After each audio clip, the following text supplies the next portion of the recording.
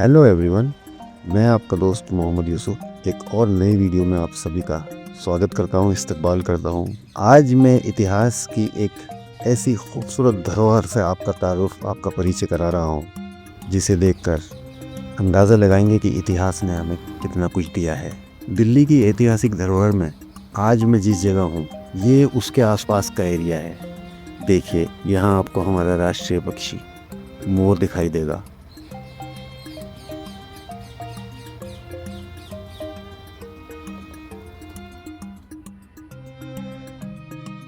और यहाँ के आसपास के इस माहौल को देखिए, इस एम्बियंस को देखिए। मैं यहाँ पीछे इन गलियों में सिर्फ आपको इसके चारों तरफ का ये नज़ारा दिखाने के लिए आया हूँ, कितना खूबसूरत यहाँ से ये दिख रहा है। और जिस मस्जिद से मैं आज आपका तारुफ करा रहा हूँ, उसे देखकर आपको अंदाज़ा लगेगा कि इतिहास अपनी खुशबू, अपनी महक किताबों में ही नहीं, बल्कि हमारी रोज़मर्रा की ज़िंदगी में, हमारे सांसों में भी ले रहा है।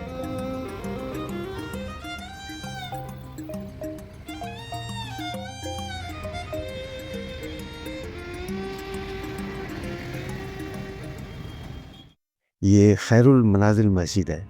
खैरुल मनाजिल मस्जिद जो कि पुराने किले और चिड़ियाघर के बिल्कुल सामने है। आज हम इसी को देखने वाले हैं, इसी से आपको रूबरू कराने वाले हैं और इसी से आपका तारुफ कराने वाले हैं। दिल्ली, जिसे सदियों ने अपना घर बनाया, राजाओं ने अपना मुकाम और इतिहास ने अपनी किताब। दोस्तों, ये इमारत, ये खैरुल मनाजिल मस्जिद इतिहास का एक वो सुनहरा पल है जिसे देखकर आप अंदाज़ा लगाएंगे उस दौर की बेजोड़ कारीगरी, मजबूती और बनावट का। दिल्ली की ऐतिहासिक धरोहरों में ये मस्जिद एक बहुत ही अहम और आला मकाम रखती है। खैरुल मनाजिल मस्जिद, ये मस्जिद न केवल वास्तुकला की दृष्टि से महत्वपूर्ण है, बल्कि मुगल काल की राजनीति, संस्कृति और सत्ता संघर्ष के इतिहास में भी अपनी विशिष्ट जगह रखती है। इसका निर्माण 1561 ईस्वी में कराया गया था। इसे बनवाने का श्रेय मिलता है महाम अंगा को, जो अकबर महान की पालनहार, उनकी राजमाता जैसी मानी जाती थी। महाम अंगा न केवल अकबर के बचपन में उनका सहारा थी, बल्कि शुरुआती शासनकाल में वह अत्यंत प्रभावशाली राजनीतिक हस्तियों में से एक थी। इस मस्जिद का निर्माण एक महिला द्वारा कराया जाना ही इसे इतिहास में विशेष बनाता है। मुगल काल में महिलाओं द्वारा सार्वजनिक धार्मिक स्थापत्य का निर्माण अत्यंत कम देखा गया। ये मस्जिद अत्यंत भव्यता वाली मस्जिद नहीं है, लेकिन इसकी गंभीरता, सादगी और मजबूत संरचना इसे अविस्मरणीय बनाती है। मस्जिद लाल बलुआ पत्थर और ईंटों से निर्मित है। 5 मेहराबें इसकी अग्रभाग को एक विशिष्ट संतुलन देती हैं।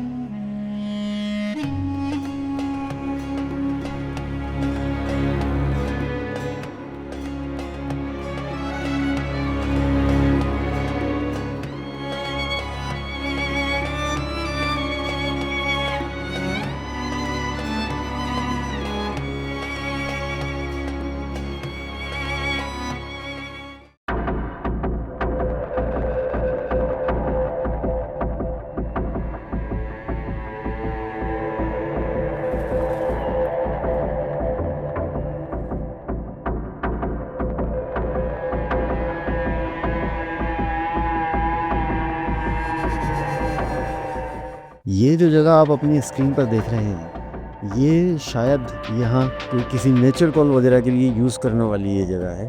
और यहाँ इन जगहों को देखिए, जिन्हें देखकर अंदाज़ा लगेगा कि यहाँ कुछ राहगीरों या नशीलियों या स्नेकियों द्वारा कोई गतिविधि भी अंजाम दी जाती है, क्योंकि ये मस्जिद का बाहरी एरिया है।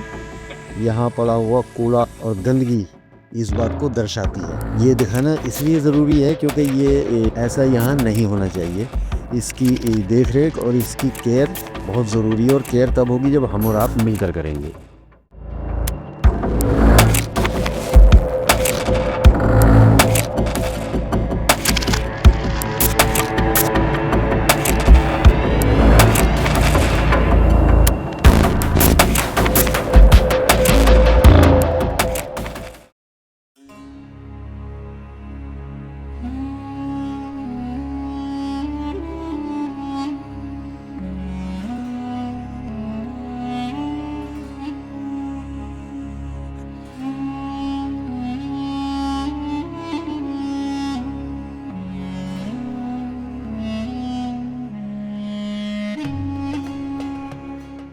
आइए अब चलते हैं मस्जिद के अंदर।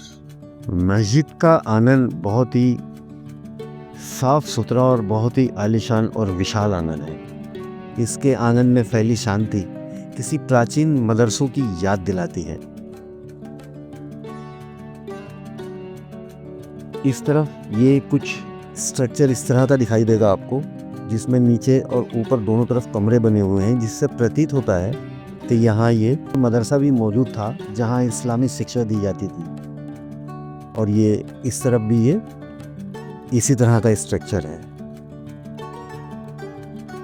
ये एक जीना है जो ऊपर की तरफ जाता है, जिसको शायद यहाँ ऊपर जाने, इस दरवाजे के ऊपर जाने के लिए इस्तेमाल किया जाता रहा होगा। ये बीच में वज़ू खाना है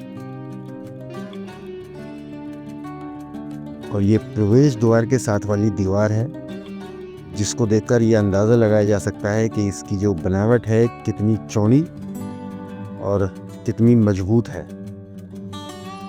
कि दरवाजे की बनावट को देखिए, बड़ी मेहराब, फिर उसके अंदर नीचे छोटी मेहराब। और दोस्तों ये वाटर वेल है, एक पानी का ऐसा कुआं है जो आज भी वर्किंग में है और इसका इस्तेमाल हो रहा है। मस्जिद क्योंकि चालू है और इसमें 3 वक्त की नमाज अदा की जा रही है। अकॉर्डिंग टू ASI रूल्स वो सभी खूब अच्छे से फॉलो किए जा रहे हैं, क्योंकि मस्जिद की देखरेख ASI के हाथ में है। और वो यहाँ आकर के लगता भी है कि ASI अपना काम बाखूबी कर रही है।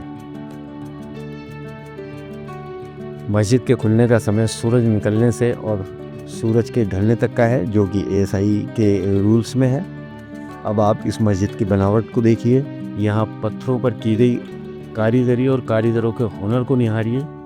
आपको अंदाज़ा लगेगा कि महामंगा ने जब इस मस्जिद को बनवाया होगा तो किस शालीनता से उन महान कारीगरों को चयन किया गया होगा। महामंगा जो कि आदम खान की वालिदा थी, और आदम खान से तो आप जो अकबर की हिस्ट्री से ज़रा भी वाक़फ़ियत रखते हैं तो वो बखूबी वाकिफ़ होंगे।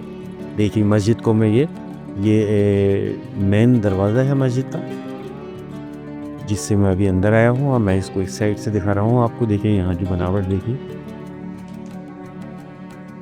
वक्त इसको धुंधला करने के तमाम प्रयास कर चुका है। किसी हद तक अगर देखा जाए तो उसने इसको कुछ नुकसान तो पहुंचाया है, अपनी छाप उसने छोड़ी है, लेकिन मस्जिद की दृढ़ता और इसकी मजबूती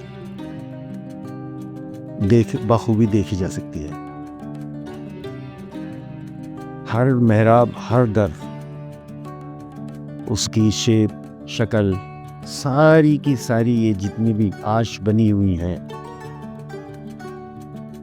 वो अपनी खूबसूरती और अपनी मजबूती हमें दिखा रही हैं। ब्रैकेट लगे रह रहे हैं, हालांकि छज्जा उस पर नहीं है, और जो प्लास्टर है वो मस्जिद में अभी एज इट इज़ है। आप यहाँ इन पर ये उस वक्त की इसको सजाने का जो काम किया गया होगा कुछ चमकीले पत्थरों से, वो भी आपको यहाँ देखने को मिल जाएंगे। और नक्काशी और आयतें लिखी हुई कुरान की, उसका तो कहना ही क्या है। ये देखिए,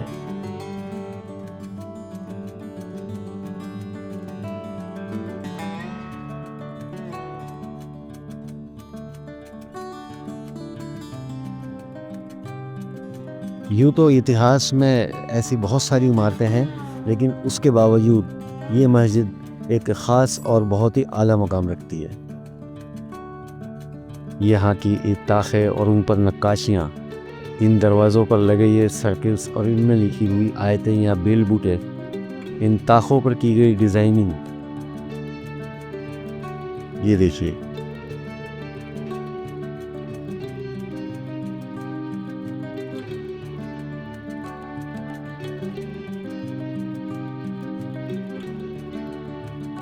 हर चीज़ अपने वजूद में है। ये देखिए, ये नक्काशियाँ हमें बताती हैं कि उस वक्त कारीगरों ने अपने हुनर को दिखाने में कितनी मेहनत की होगी, जो आज तक बरकरार है, आज तक सलामत है। ये मस्जिद का अंदर वाला हिस्सा है और मैं ये जो गुंबद हैं इनके अंदर से आपको वो दिखा रहा हूँ। देखिए, इन ताखों को देखिए, इन मेहराबों को देखिए, इन पर की गई डिज़ाइन को देखिए।